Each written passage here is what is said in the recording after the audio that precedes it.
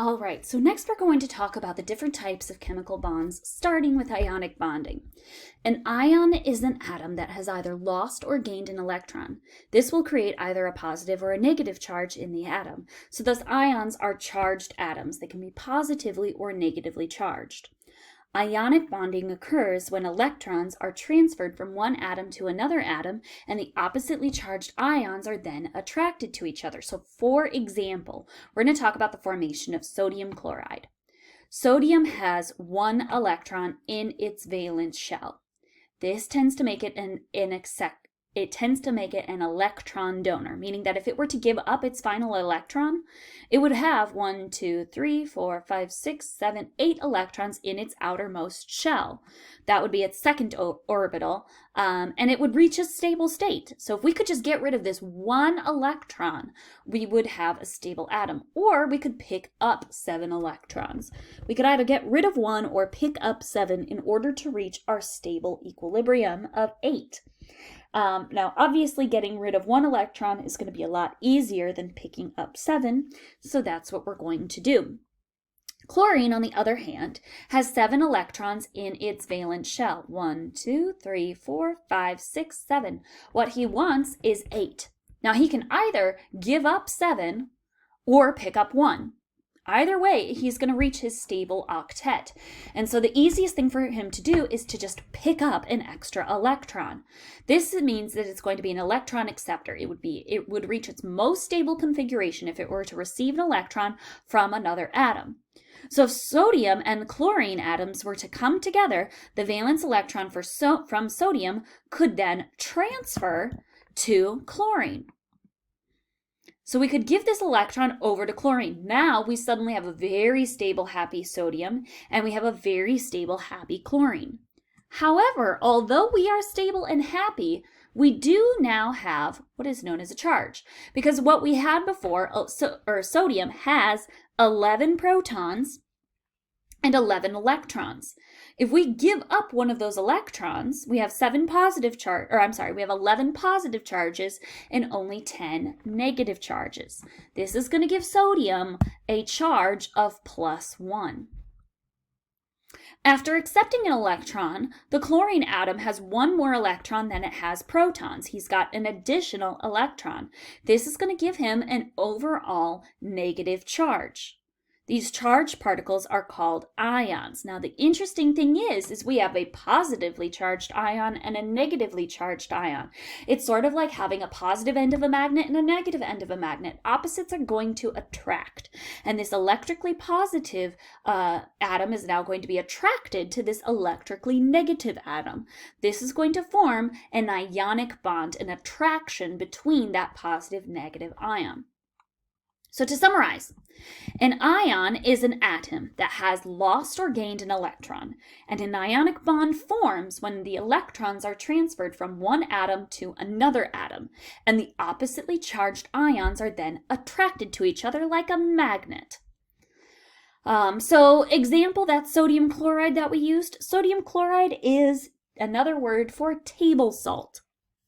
Salts tend to be solid substances that are usually separate and exist as individual ions in water.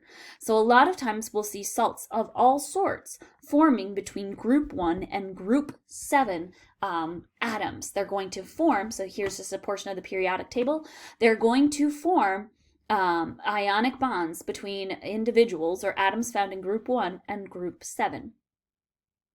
So those are our ionic bonds. The other type of bond we're going to talk about is covalent bonds. Covalent bonds result when 2 atoms share electrons, so that each atom has an octet of electrons in its outer shell. Here we have an example of methane. Methane is going to be made up of 1 carbon and 4 hydrogen atoms bonded together. So how many electrons do carbon and hydrogen have in their valence shell? In order to determine this, we can go over to our periodic table. Here, we're going to remember that our group indicates the number of valence electrons. So our hydrogen is found over here in group 1. Group 1 means that it has 1 electron in its valence shell. Over here, we have our carbon. Carbon is going to be found in group 4. That means it has 4 electrons in its valence shell. So when we are going to be coming together, carbon has 4 electrons in his outermost shell. He needs 8. It is very difficult to give up or accept 4 electrons. That is a lot of charges. That's a lot of additional electron charges to balance against the only 6 positive charges inside of the nucleus. So instead of actually giving up or accepting, a carbon is going to go to a hydrogen atom and say, hey, I will share one of my atoms with you I will share one of my electrons with you if you will share your electron with me. And so what happens is that this hydrogen here says, okay, yeah, that's a great idea.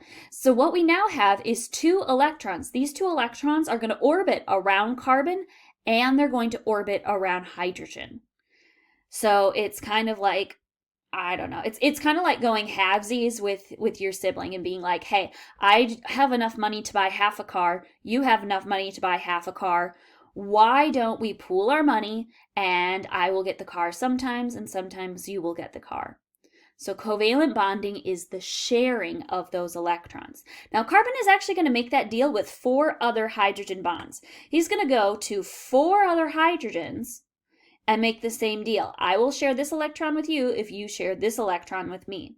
And in that way, both of those electrons are going to orbit around both carbon and hydrogen. And this way, carbon is going to be a little bit greedy and get the opportunity to share 4 different vehicles or 4 different sets of electrons. Hydrogen, on the other hand, only needs 2 electrons in his outermost shell. Keep in mind that in that very first energy shell, only 2 electrons are needed. So hydrogen is perfectly stable. Hydrogen is perfectly satisfied. He's got 2 electrons in his outermost shell. Carbon has a grand total of 8 electrons in his outermost shell, and both of these are going to be very happy. So this is what's known as covalent bonding. Sometimes atoms are going to share more than one pair of electrons. So a great example of this would be oxygen. How many valence electrons does an atom of oxygen have? For that, we're going to go over to our periodic table. Oxygen is going to be found over here in group 6. Group 6. If oxygen is found in group 6, that must mean he has 6 electrons in his valence shell. So since we have 6 electrons in our outermost shell, we need a grand total of 8. We could share 1 electron with another oxygen, but that gets both of us only up to 7. What we need to do is share 2 pairs of electrons. So one oxygen will say, hey, I will give you you can borrow 2 of my electrons if I can borrow 2 of your electrons. And in this case, we have 1, 2, 3, 4, 5, 6, 7, 8 electrons orbiting around oxygen, and 1, 2, 3, 4, 5, 6, 7, 8 electrons orbiting around this oxygen. And this way, by forming a double covalent bond where we have 2 pairs of electrons orbiting around both oxygens, we're able to satisfy our octet rule.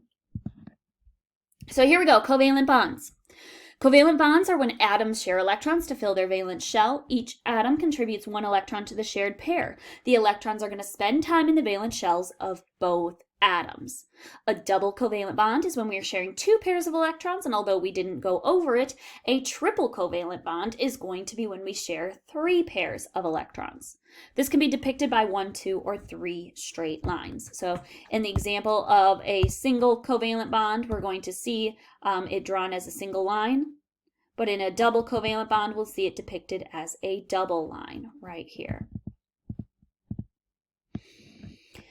Now, there are different types of covalent bonds. As you will know, if you've ever had a sibling, there's different types of sharing, especially if you've ever gone halvesies on a car with an older sibling. You may have both put in the same amount of money. You may have both put in the same number of electrons. That does not mean sharing is always equal. However, in the case of a nonpolar covalent bond, we have a completely equal sharing of electrons. This hydrogen atom is identical to this hydrogen atom. They are going to share this pair of electrons equally between the both of them. So we have an equal distribution of electrons across the molecule. When that sharing of electrons is equal, we say that the covalent bond is nonpolar, and I'll explain that in just a moment. In the case, for those of you who have older siblings, you know that sharing isn't always fair and equal. Sometimes one sibling gets to share a little bit more than the other. I have nephews right now. I babysit my twin nephews all the time, and one nephew who is he's slightly older than his twin brother, he's a little bit more aggressive. So even though he is very good about sharing with his twin, if you ask him to share, he will share.